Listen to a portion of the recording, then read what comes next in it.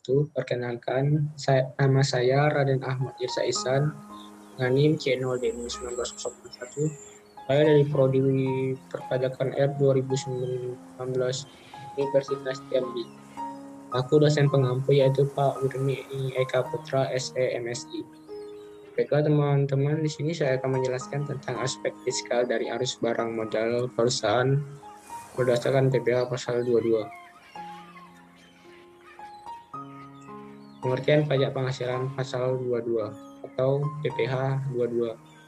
Pajak penghasilan pasal 22 ini adalah pajak penghasilan yang dikenakan pada badan usaha tertentu, baik milik pemerintah maupun swasta, yang melakukan kegiatan ekspor dan impor serta reimpor. Berdasarkan Undang-Undang Nomor 36 Tahun 2008 tentang pajak penghasilan, PPh 22 merupakan bentuk pemotongan atau pemungutan pajak yang dilakukan satu pihak terhadap wajib pajak dan berkaitan dengan kegiatan perdagangan barang. Sebagai wajib pajak yang melakukan transaksi terkait pajak penghasilan pasal 22, ketahui dan pahami ketentuan perpajakannya dan penuhi kewajiban pajak dengan baik agar bisnis lancar. Dasar hukum. Di sini yang pertama adalah Undang-Undang Nomor 7 Tahun 1983, bagaimana terakhir diubah dengan Undang-Undang Nomor 36 Tahun 2008 tentang perubahan keempat atas Undang-Undang Nomor 7 tentang pajak penghasilan.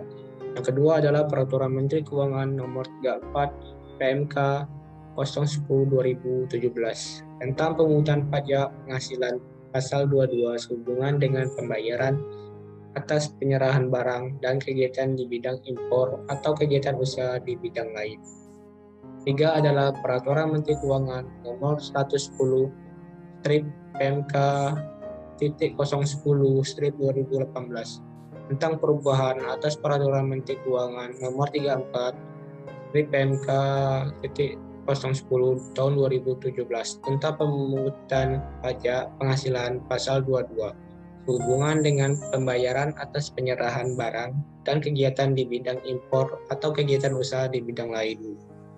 Dan yang terakhir adalah Peraturan Menteri Keuangan Nomor 23 PMK 03 tahun 2019 tentang tata cara pendaftaran dan penghapusan nomor pokok wajib pajak atau NPWP, pengukuhan dan pencabutan pengukuhan pengusaha kena pajak serta pemotongan dan atau pemungutan penyetoran dan pelaporan pajak bagi instansi pemerintah. Objek pajak yang pertama yaitu komputer, yang kedua adalah mebel, yang ketiga adalah mobil dinas, yang keempat adalah ATK, dan yang terakhir adalah barang oleh pemerintah kepada wajib pajak rekanan penjual barang. Tarif umum. Untuk tarif PPh pasal 22 ini yaitu 1,5% dikali harga beli, tidak termasuk PPN. Jika rekan tidak memiliki NPWP, maka diberlakukan tarif 100% lebih tinggi.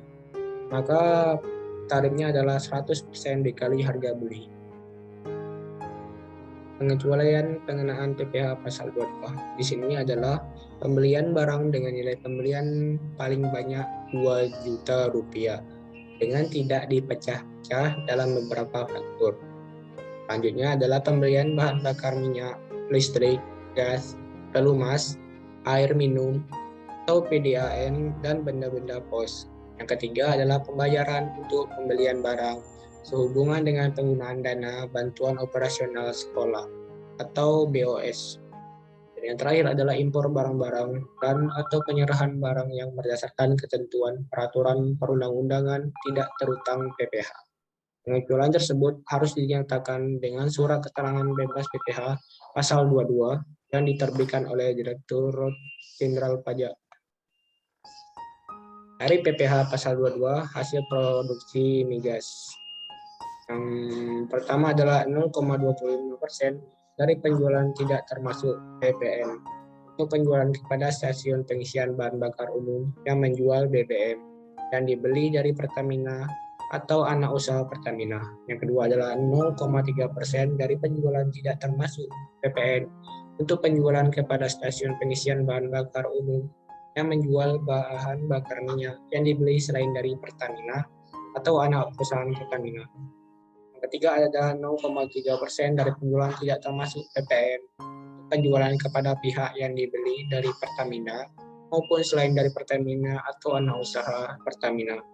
Yang keempat adalah 0,3% dari penjualan tidak termasuk PPN untuk bahan bakar gas. Dan yang terakhir adalah 0,3% dari penjualan tidak termasuk PPN untuk pelumas.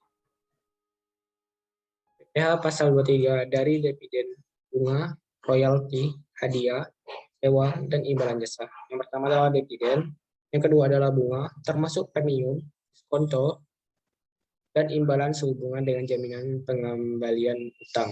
Yang ketiga ada royalti. Yang keempat adalah hadiah, penghargaan, bonus, dan sejenis lain yang telah dipotong pajak. Yang kelima adalah penghasilan atau PPh, yaitu penghasilan yang diterima atau diperoleh wajib pajak dalam negeri oleh orang pribadi yang berasal dari penyelenggara kegiatan sehubungan dengan pelaksanaan suatu kegiatan. Sewa dan penghasilan lain sehubungan dengan penggunaan harta, kecuali sewa dari penghasilan lain, sehubungan dengan penggunaan harta yang telah dikenai PPh sebagaimana dimaksudkan dalam pasal 4 ayat 2 Undang-Undang PPh. Dan terakhir adalah imbalan sehubungan dengan jasa teknik, jasa manajemen, jasa konsultan, dan jasa lain selain jasa yang telah dipotong PPh sebagaimana dimaksud dalam pasal 21 Undang-Undang Pajak Penghasilan. Baiklah, demikian presentasi dari saya. Jika ada kesalahan, saya mohon maaf. Saya akhiri. Wassalamualaikum warahmatullahi wabarakatuh.